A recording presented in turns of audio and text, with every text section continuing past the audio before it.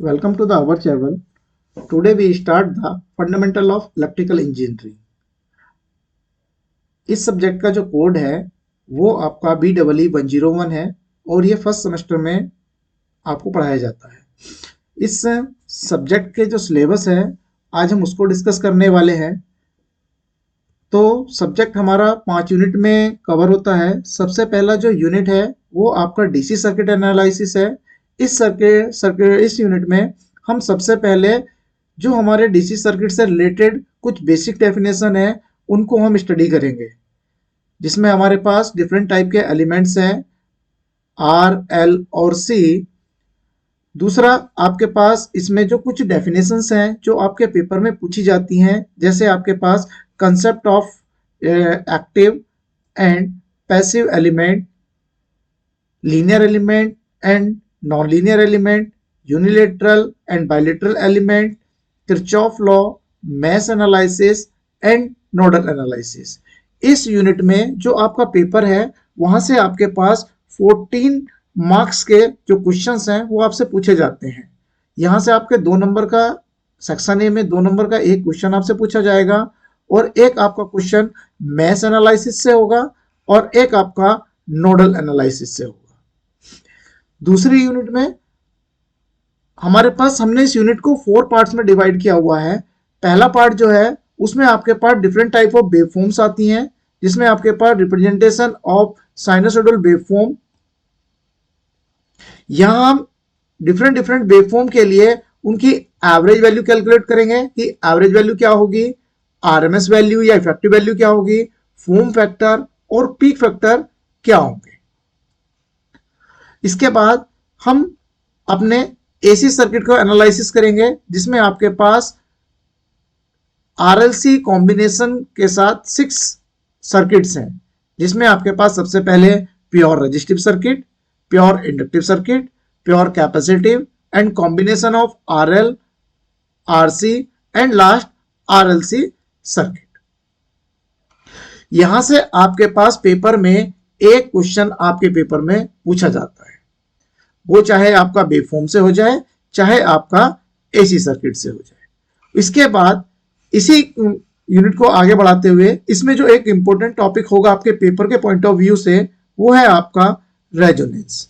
Resonance में आपके पास 2 type के रेजोनेंस होंगे, एक आपका सीरीज रेजोनेंस एंड दूसरा आपका पैरेलल रेजोनेंस।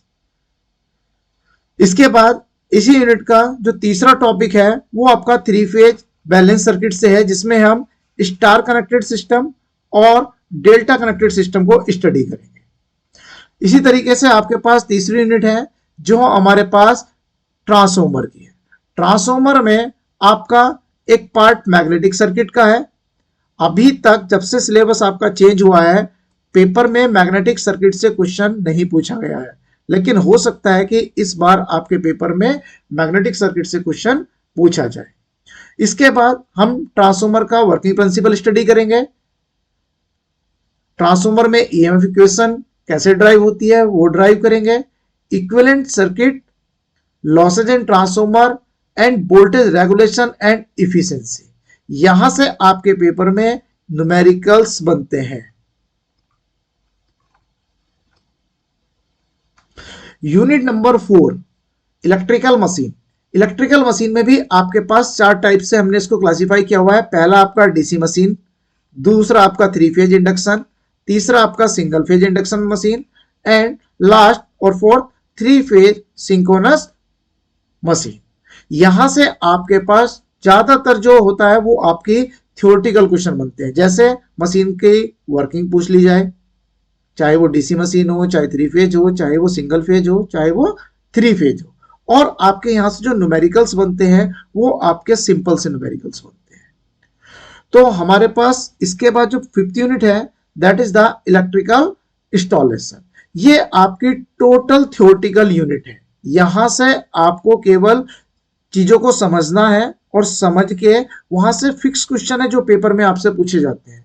जैसे आपसे एसएफयू पूछा जा सकता है, एमसीबी, ईएलसीबी, एमसीसीबी, एसीबी। यहां से आपसे शॉर्ट नोट्स पूछा जा सकता है and type of wires, type of cables and type of बस बार। इसके बाद आपके पास फंडामेंटल ऑफ अर्थिंग है, अर्थिंग क्या होती है, लाइटिंग प्रोटेक्शन क्या होती है, एंड टाइप ऑफ बैटरीज। तो यह आपके पास 5 यूनिट है।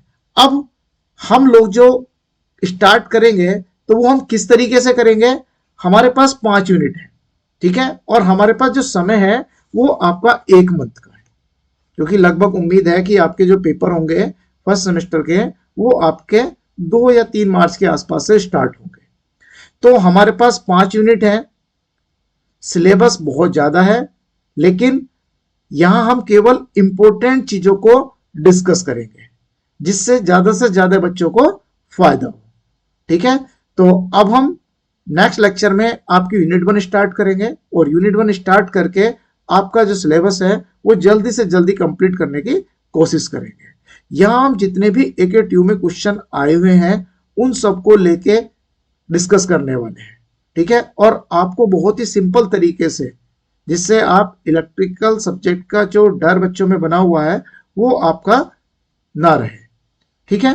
तो अगर आप इलेक्ट्रिकल इंजीनियरिंग मेरे से पढ़ना चाहते हैं तो आप हमारे चैनल को सब्सक्राइब कर सकते हैं।